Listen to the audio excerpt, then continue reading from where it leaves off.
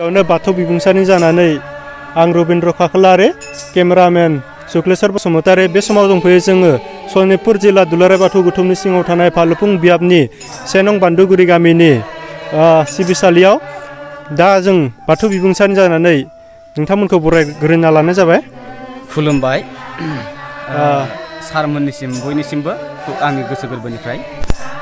नोंथांमोना बे सिबिसालिखौ बेसेबां समनिफ्राय गायसननाय? जोङो बे सिबिसालिखौ गायसननाया 2013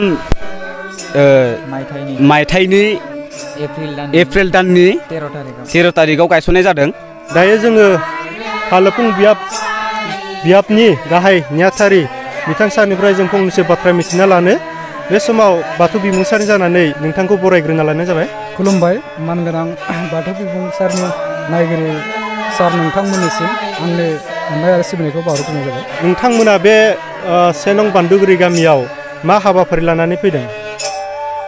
खुलुमनाय थाबाय। गिबियाव मानगोनां जोंनि सनितपुर जिल्ला दुलाराय बाथौ गौथुमनि सिङाव थानाय फालुफुं बियाबनि सिङाव 1 नं बान्दोगुरि गामिनि गोथार सिबिसालियाव दिनैनि गोथार मंगलबार सानाव जों बियाबनिफ्राय गामिनि थासारिनि सायाव लोगोसे धोरोम आसार खान्थिनि सायाव जों नायबिजिरनानै बे थानसालियाव बिथांमोननि हांख्रायनाय लेखायै जों बिथांमोनखौ धोरोमनि खान्थि आसार खान्थि बिथांमोननो जों फोरोंनाय हाबाफारियाव आरो बिथांमोननि थासारिनि सायाव जों बिथांमोनखौ माखासे बोसोनजों बिथांमोनखौ बुंफोरनो थाखाय आरो फोरोंलांनो थाखाय जों बे हाबाफारिखौ दिनै फालुफुं बियाब बाथौ गौथुमनि गासैबो मानगोनां आंजों फैफानो हानाय बिबानगिरि सारमोनजों आरो आंजों बे हाबाफारिखौ मावफुंनाय जादों।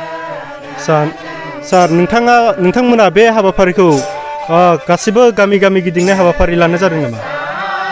बेबायदिथ' जों फालुफुं बियाबनि सिङाव थानाय मोनफ्रोमबो गामिनिफ्राय जों बेबायदि हाबाफारिखौ जोंनि बियाबा लानाय जायाखै।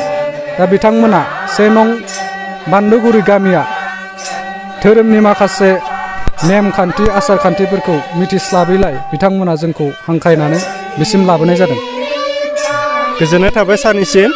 दा सारनिफ्राय जों माखासे बाथ्रा मिथिनो लाबाय। दा बाथौ बिबुंसारनि जानानै गासैबो नायगिरि बिथांमोनखौ बेखिनियावनो फोजोबथों।